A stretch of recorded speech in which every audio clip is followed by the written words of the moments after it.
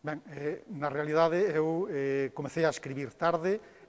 fundamentalmente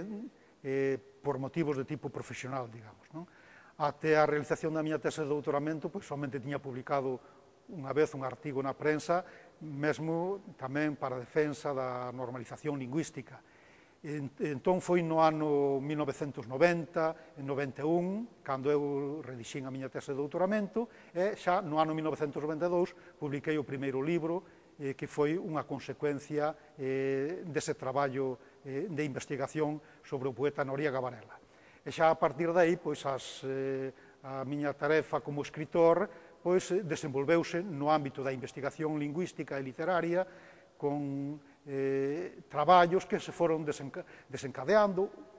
da maneira que uns ian conducindo a outros, etc. Así, pois, fixen varias publicacións sobre Noriega Varela, logo, a través de Noriega Varela, entrei en conexión con outro autor, como era Sebastián Martínez Risco, de aí derivei cara Rafael Dieste, e logo xa me centrei fundamentalmente en cuestións máis puramente lingüísticas, como a elaboración de